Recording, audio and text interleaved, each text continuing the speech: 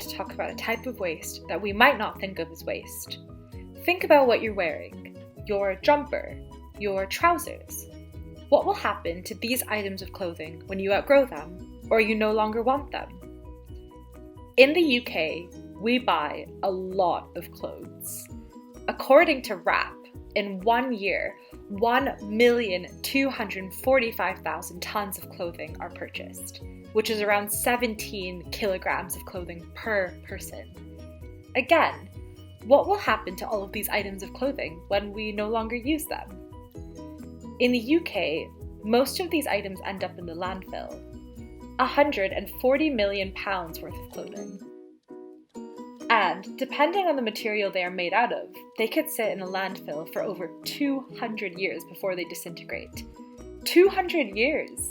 Can you imagine what the world will be like 200 years from now? My jumper may still be around then. The way we buy clothing has been changing in the past few decades. We buy so many clothes and trends change so quickly, the clothing industry now makes lots and lots of cheap clothes very quickly. We call this fast fashion. But what happens when we throw our clothes away to buy new ones? Well, like all waste, this impacts people and the planet. In order to make clothes quickly and cheaply, companies need to use cheap materials, and often these materials aren't great for the environment. For example, synthetic fabrics, which over 63% of clothes are made out of, are cheap, but they use fossil fuels like oil and gas in their production, and they stay in landfills for over 200 years. Other materials, like leather and cotton, use a lot of our natural resources, like water. Making leather and cotton also takes up a lot of land that can be used to grow food, or land that can be homes for wildlife. Because of this, when we use clothes for a short while and then throw them away, and then buy new clothes, we're using a lot of resources, which has an impact on the environment. Fast fashion also impacts people. In order to sell clothes quickly and cheaply, companies often pay the people who make our clothes very little. In India and Bangladesh, where many of the clothes people in the UK wear are made, workers in clothing factories are paid much lower than what they need to live comfortably, while clothing brands make lots more money. There are many ways to take action against fast fashion.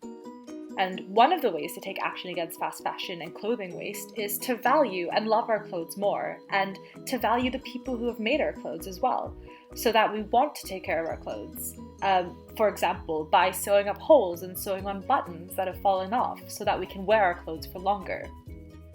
Also, if we value our clothes and the people who make them, after a while, if we don't want to use certain items of clothing, we can just donate our clothes to people who may need them, or give them to younger siblings or cousins instead of throwing them away. I'm sure most of you do this already, and it's excellent. Zero Waste Scotland recommends recycling clothes at textile banks. These are specific drop-off bins you can find near supermarkets or local car parks.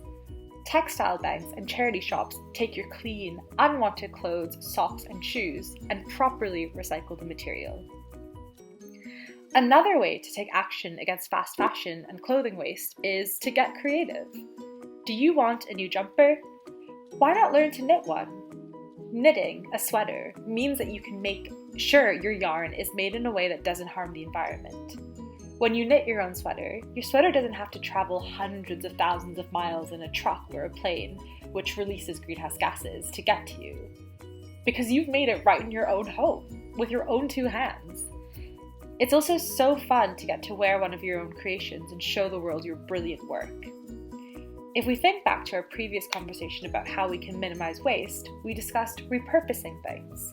Repurposing means taking old things and changing their purpose, so we can take old clothes and turn them into new things. For example, we can make a bath mat with old t-shirts, or tea towels with linen shirts. I don't know about you, but these sound like excellent Christmas presents to me. Like with all waste, it may be overwhelming to think about changing our habits and our daily lives so that we produce less clothing waste. But if we start slowly to see clothes as valuable things that can keep us warm and help us show the world our creativity and our unique personality, instead of something we wear for a short while and then throw away, then that's an excellent step to reducing clothing waste.